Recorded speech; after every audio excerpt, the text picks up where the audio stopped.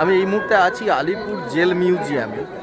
আপনারা জানেন প্রতি বছর যে ভিনটেজ অ্যান্ড ক্লাসিক কার এবং বাইক শো হয় সেটি হয়ে থাকে সাধারণত স্টেটসম্যান থেকে এটি করানো হয় ফোর্ট উইলিয়ামের ভেতরে হয়ে থাকে, এবং এটির দ্বিতীয় ভাগ আরেকবার হয়ে থাকে কলকাতা শহরে।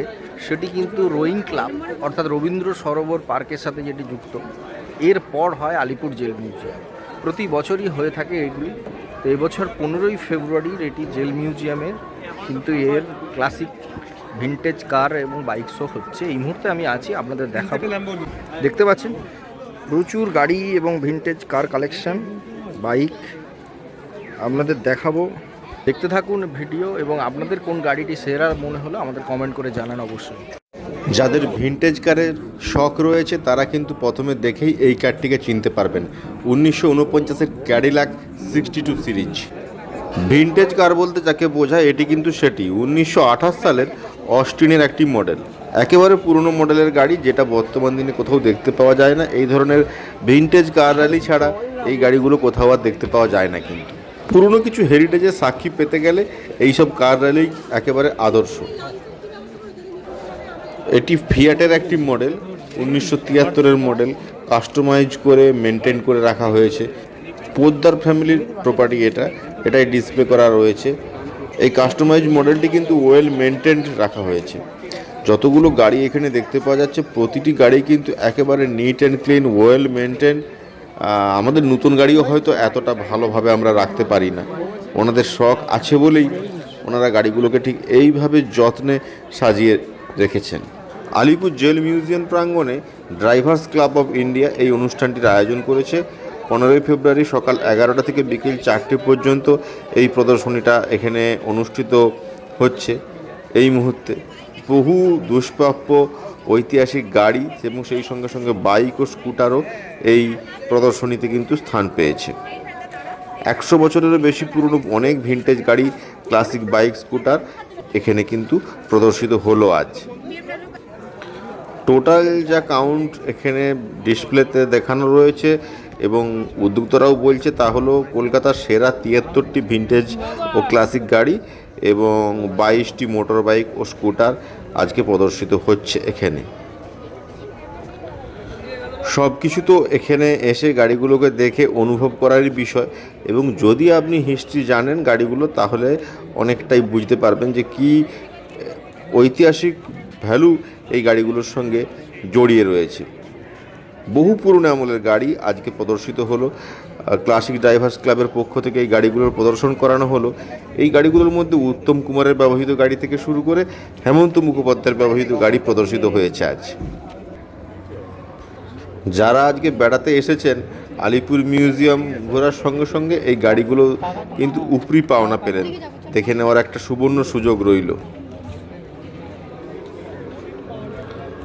দু একটি গাড়ি কিছু কিছু বাংলা সিনেমাতেও ব্যবহৃত হয়েছিল। কিছু বাইকও প্রদর্শিত হচ্ছে ওই দিকটা, দেখাবো একটু পরে আপনাদের, যেগুলো দ্বিতীয় বিশ্বযুদ্ধের সময়কার বাইক।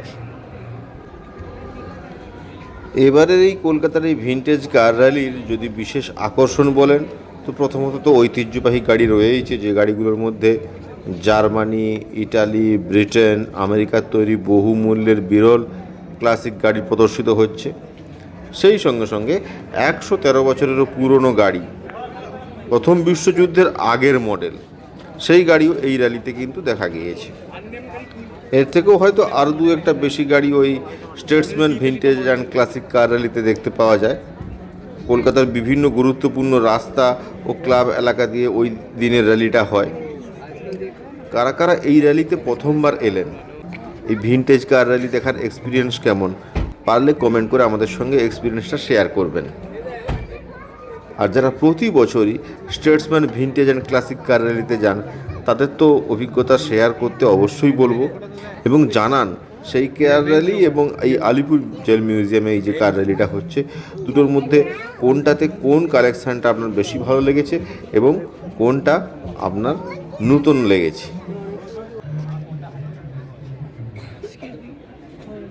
প্রতিটি মডেলই একটা হেরিটেজের ছোঁয়ার পরিচয় রাখছে।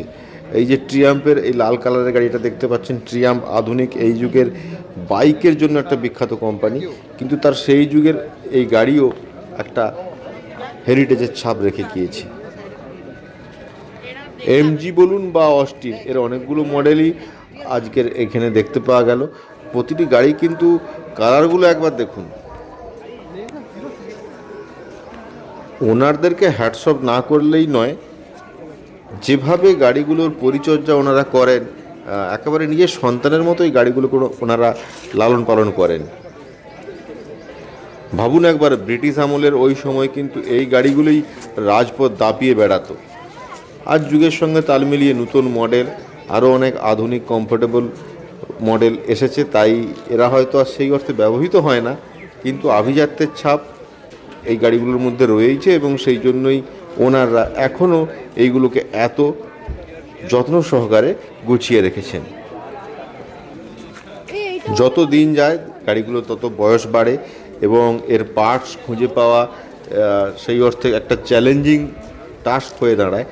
তো সেই চ্যালেঞ্জিং টাস্ককেও ওনারা অ্যাকসেপ্ট করেছেন এবং এই গাড়িগুলোকে এখনও অবধি ওনারা রোডে নামাতে পেরেছেন। বিভিন্ন কার র্যালিতে এই গাড়িগুলোকে দেখা যায়।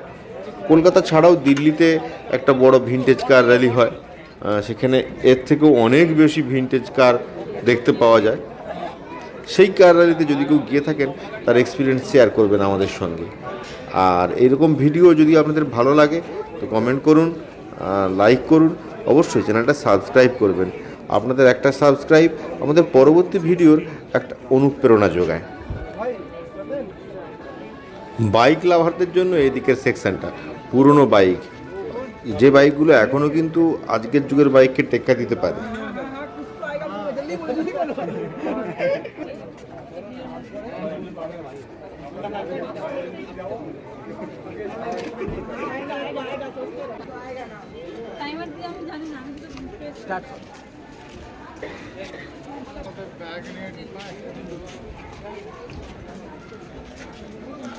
আর ওই দিকটায় চলুন দেখাই আপনাদের, কিছু ছোট ছোট গাড়ি রয়েছে, দেখলে যেন মনে হবে অনেকটা খেলনা গাড়ির মতো। এই মডেলগুলো কার কার ভালো লেগেছে বলুন, বাচ্চাদের তো ভালো লাগবেই লাগবে। তার মধ্যে কিছু স্কুটারও রয়েছে, কিছু ট্যাক্সির মতো মডেলও রয়েছে।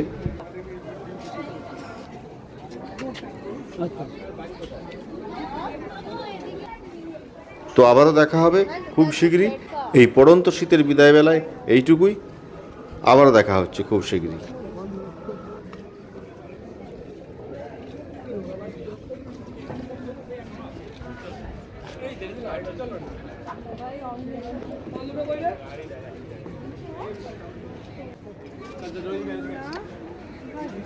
একটা বাংলা ফিল্মে এটা দেখতে হবে খুব ভালো।